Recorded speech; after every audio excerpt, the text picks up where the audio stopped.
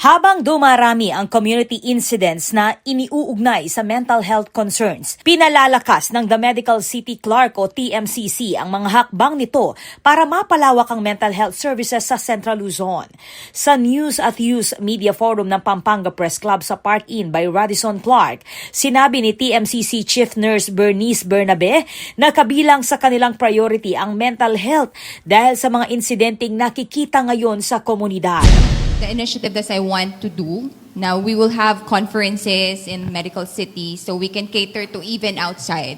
Kasi I think that's one of the things that we really need to focus on. Yes, kasi mental health leads to medical na din eh. Alam mo yun, like what's happening nowadays. Recently, like a week ago from the school, yung pong... Just this morning. Yeah, just this morning, meron na naman. So, yeah, so parang alam nyo yun, parang it's a high alert na kumbaga. It's not medically related to, your health, but mental health is really one of the top priority that we should focus on. Ayon sa kanya, itinuturing na high alerts ang ilang community problems na iniuugnay sa mental health.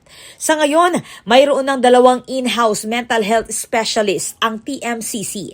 Plano rin ng ospital na palawakin ang reach nito sa pamamagitan ng iba't ibang engagement activities at serbisyo. Samantala, sinabi ni Hospital Director Erline Borlongan na nananatiling sensitibong usapin ang mental health dahil sa stigma sa Pilipinas. Titignan ninyo po ang kung paano inilalatag ang mental health program in the Philippines. There's some discrete na way of, that's why more people goes to counseling via telehealth more than going to, because no one will go to the hospital and tell them that I'm depressed. No, wala naman pong lalapit sa doktor eh. Pupunta doon at sasabihin na help me because I'm too stressed. I'm depressed already. No one's helping me. Yes, no one will speak about it. Again, the stigma, no? If we are to compare it probably in some culture, it's different. Now, the same po, no?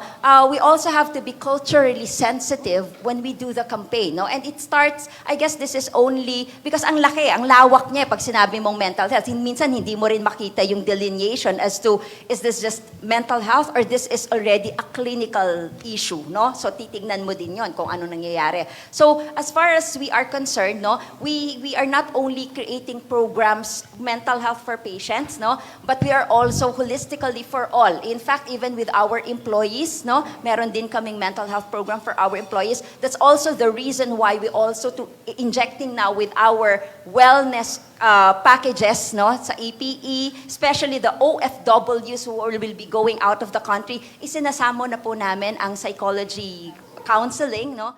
Aniya, mas pinipili ng ilang individual ang telehealth counseling dahil nahihirapan silang direktang lumapit sa ospital o doktor para humingi ng tulong sa depresyon o stress.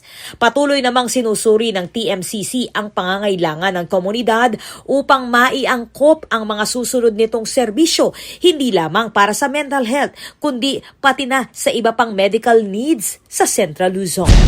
We continue to try to diagnose the needs of our community. So we will definitely look into this. We have started to strengthen it, to plan for it.